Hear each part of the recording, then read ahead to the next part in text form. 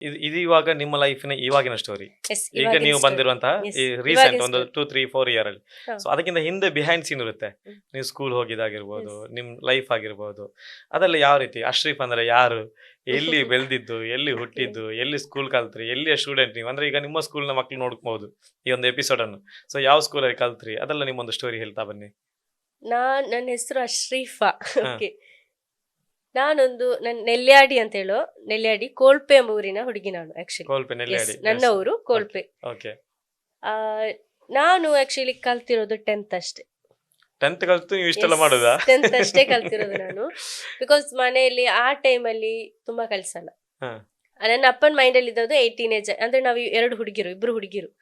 So ನಮ್ಗೆ ನನ್ನ ತಂಗಿಗೆ 1.5 year ಅಷ್ಟೇ ಡಿಫ್ರೆಂಟ್ ಇರೋದು. ಮೈಂಡ್ ಸೆಟ್ ಕಲ್ತು ಏನ್ ಮಾಡ್ತಾರೆ ಇವ್ರು ಹುಡುಗಿರು? ಏನ್ ಆ, ಮಾಡಕ್ಕಾಗಲ್ಲ. ಅನ್- ಅನ್- ಇನ್ನು ಅವ- ಮ್ಯಾರೇಜ್ ಅವಾಗಿನ ಹೋಗಿ ಮನೇಲಿ ಜನರೇಷನ್ ಇರ್ತಾರೆ ಅಲ್ಲಿ ಅಂತ ಆ ಹೇಳಿ. ತರನೇ ಇತ್ತು. ಆ ದೆನ್ ತರ. ಅಪ್ಪನಿಗೆ ತುಂಬಾ ಕಷ್ಟ ಇದ್ದದ್ದು. ಅಪ್ಪ ಹೀಗೆ ಕೆಲಸ ಹ್ಮ್. ಹೋಗ್ತಿದ್ರು, ಬಟ್ ಪರ್ಮನೆಂಟ್ ಜಾಬ್ ಅಂತ ಅಪ್ಪ ಅಪ್ಪನಿಗೆ ಏನ್ ಇರ್ಲಿಲ್ಲ. ಕೆಲಸ ಮಾಡ್ತಾ ಇದ್ರು? ಅಪ್ಪ ಅವಾಗ ಮರದ ಕೆಲಸ ಆ ತರ ಏನೆಲ್ಲ ಮಾಡ್ತಾರೆ. ಟೋಟಲ್ ಸಿಕ್ಕಿದ ಕೂಲಿ ಕೆಲಸ. ನಾಲಿ. S S. ಟೋಟಲ್ ಆಗಿ ಎಲ್ಲ ಅಮ್ಮ ಕೆಲಸ ಹೋಗ್ತಾರೆ. ಅಮ್ಮ ಮನೆಯಲ್ಲೇ ಹೌಸ್ ಇರ್ತಾರೆ. Wife. House wife. Okay. House wife ಅಂದ್ರೆ ಅದೊಂದು ಜಾಬ್ ಅಲ್ವಾ. ಹೌದು, ಅದೊಂದು ಎಸ್ ಜಾಬ್. ಎಸ್. ಅಂದ್ರೆ ಅಪ್ಪನ್ಗೆ ಅವಾಗಿನ ಮೈಂಡ್ ಸೆಟ್ ಅಲ್ಲಿ ಇದ್ದದ್ದು ಹ್ಮ್ 18 ಏಜ್ ಆಗ್ಬೇಕು, ಹ್ಮ್. ಮಕ್ಳನ್ನ ಮದುವೆ ಮದುವೆ ಮಾಡಿಸ್ಕೊಳ್ಬೇಕು. ಮಾಡ್ಕೊಂಡು ಟೆನ್ಷನ್ ಅಷ್ಟೇ ಮುಗೀತು. ನನ್ನ ಅಪ್ಪನಿಗೆ ಅಲ್ಲಿಗೆ ಇದ್ದ ಮುಗೀತು. ಥಿಂಕಿಂಗ್, ಅಲ್ಲಿಗೆ ಮುಗೀತು. ಅದೊಂದು ಅಷ್ಟೇ. ದೊಡ್ಡ ಜವಾಬ್ದಾರಿ ಕೂಡ ಅವ್ರಿಗೆ ಅಪ್ಪನಿಗೆ ಅಂತ ಜವಾಬ್ದಾರಿ ಹೇಳಿ. ಕೂಡ. ಹೌದು. ನನ್ಗೆ ಆಕ್ಚುಲಿ ನನ್ಗೂ ಕಲಿಬೇಕು ಅಂತ ಅವಾಗೇನು ಇಂಟ್ರೆಸ್ಟ್ ಇರ್ಲಿಲ್ಲ. ನಿಮ್ಗೂ ಇರ್ಲಿಲ್ಲ. ಓಕೆ, ನನ್ಗೆ ಮ್ಯಾರೇಜ್ ಅಲ್ಲಿ ತುಂಬಾ ಜಾಸ್ತಿ ಆಸಕ್ತಿ ಇತ್ತು. ಮ್ಯಾರೇಜ್ ಮ್ಯಾರೇಜ್ ಆದ್ಮೇಲೆ ಆಗ್ಬೇಕು ಅಂತ ಹೇಳಿ. ತುಂಬಾ ಆಸಕ್ತಿ ಇತ್ತು. ಮ್ಯಾರೇಜ್ ಓಕೆ, ಮ್ಯಾರೇಜ್ ಲೈಫ್ ಹಾ. ಆತರ ಆ ಏಜ್ ಅಲ್ಲಿ ನಮ್ಗೆ ಅಂತದೆಲ್ಲ ಇರುತ್ತಲ್ಲ. ಮ್ಯಾರೇಜ್ ಆದ್ಮೇಲೆ ಬೇಡ ಅಂತ ಆಯ್ತಾ? No way. ಏನ್ ಹೇಳುದು, I am happy. Proud, I am happy, so happy. Because ನನ್ಗೆ ಇಂಥ ಒಂದು ಮದುವೆ ಆಗಿ ಸ್ಟಡಿ ಮಾಡ್ಲಿಕ್ಕೆ ಕಳ್ಸಲ್ಲ ಎಲ್ಲ ಹುಡುಗರು. ಹೌದು. ಕಲಿಸಿದ್ರು ಕಲ್ತು ಹುಡುಗಿರೇ ಎಷ್ಟೋ ಜನ ಮನೆ ಕೆಲಸ ಮಾಡಿ ಹ್ಮ್. ಇದಾರಲ್ವಾ. ಹ್ಮ್. ಇವಾಗ ಬಿಕಾಮ್ ಮಾಡಿದವ್ರು, ನನ್ಗೆ ಗೊತ್ತಿರೋ ತರನೇ ಬಿಕಾಮ್ ಮಾಡಿದವರು ಮನೆ ಕೆಲಸ ಮಾಡ್ತಾ ಇದ್ದಾರೆ, ಹ್ಮ್. ಜಾಬ್ಗೆ ಹೋಗ್ತಿಲ್ಲ. ಹ್ಮ್. ಅಂತದ್ರಲ್ಲಿ ನಾನು ಕಲಿದ್ದೇ ಇಲ್ದು 10th ಅಷ್ಟೇ ನಾನು ಮುಗಿಸಿರೋದು. ಹ್ಮ್. ನನ್ನನ್ನು ಮದುವೆ ಆಗಿ ಕರ್ಕೊಂಡು ಬಂದು ನನ್ನನ್ನು ಸ್ಟಡಿ ಮಾಡಿಸಿ, ನನಗೆ ಹ್ಮ್. ಸ್ಟಡಿಯಲ್ಲಿ ಇಂಟ್ರೆಸ್ಟ್ ತರಿಸಿ ಇವಾಗ ಇಷ್ಟು ಮಟ್ಟಿಗೆ ನಾನು ನಿಂತಿದ್ದೀನಿ ಅಂದ್ರೆ ಹ್ಮ್. ಬಿಗ್ ಸಪೋರ್ಟ್ ಅಂತ ಹೇಳ್ಬೋದು. ನನ್ನ ಯಾರು? ಕಾನ್ಫಿಡೆನ್ಸ್ ಅಂತ ಹೇಳಲ್ಲ, ಬಿಕಾಸ್ ಮೈ ಕಾನ್ಫಿಡೆನ್ಸ್ ನಾನೇ, ನನ್ನ ಹೌದು. ಕಾನ್ಫಿಡೆನ್ಸ್ ನಾನೇ. Yes. He is my supporter, backbone. Backbone. He is my supporter ಅಂತ ಹೇಳ್ಬೋದು. ಅವ್ರು ಸಪೋರ್ಟ್ ಮಾಡಿದ್ದಕ್ಕೆ ನಾನು ಇವಾಗ ಇಲ್ಲಿ ಇದ್ದೀನಿ ಅಂತ ನಿಮ್ಮ ಹೇಳ್ಬೋದು. ಹಸ್ಬೆಂಡ್. S sure, okay. 100% ಹೇಳ್ಬೋದು. ಓಕೆ. ಅಂದ್ರೆ ಇವಾಗ ಬದಲಾಗ್ತಾ ಇದೆ, ಡಿಜಿಟಲ್ ಯುಗ ಬರ್ತಾ ಇದ್ದಾರೆ, ತುಂಬಾನೇ ಎಲ್ಲರೂ ಚೇಂಜ್ ಆಗ್ತಾ ಇದ್ದಾರೆ.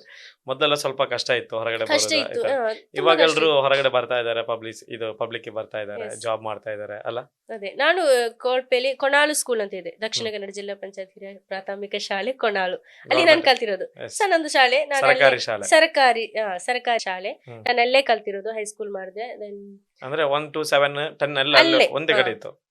ಒಂದೇ ಕಡೆ ಅಲ್ಲಿ ಅಂದ್ರೆ ಪ್ರೈಮರಿ, ಹೈಸ್ಕೂಲ್, ಕಾಲೇಜ್ ಅಲ್ಲೇ ಇರೋದು. ಬಟ್ ಕಾಲೇಜ್ ಸ್ಟೆಪ್ ಕೂಡ ನಾನು ಹತ್ಲಿಲ್ಲ. ಹ್ಮ್. ಪ್ರೈಮರಿ ಆದ ನಂತರ ಹೈಸ್ಕೂಲ್ಗೆ ಹೋದೆ. ಹ್ಮ್. ಅದಾದ ನಂತರ ನಾನು ಹಾಸ್ಟೆಲ್ಗೆ ಹೋದೆ. ಹ್ಮ್. ಹಾಸ್ಟೆಲ್ ಅಂದ್ರೆ 9th ಸ್ಟಾಪ್ ಮಾಡಿ ಹಾಸ್ಟೆಲ್ಗೆ ಹೋದೆ. ಹಾ. ಅಂದ್ರೆ ಎಲ್ಲಿ? ವುಮೆನ್ಸ್ ಕಾಲೇಜ್ ಶರಿಯತ್ ಇದೆಯಲ್ಲ, ಅದು ಹ್ಮ್. ಕಲ್ತೆ. ಅದ್ರಲ್ಲಿ ಎಲ್ಲಿ? ವುಮೆನ್ಸ್ ಕಾಲೇಜ್ಗೆ ಹೋದೆ, ದೇರ್ಲಕಟ್ಟೆ. ದೇರ್ಲಗಟ್ಟೆಯಲ್ಲಿ. ದೇರ್ಲಕಟ್ಟೆಯಲ್ಲಿ ವುಮೆನ್ಸ್ ಕಾಲೇಜ್ಗೆ ಹೋದೆ.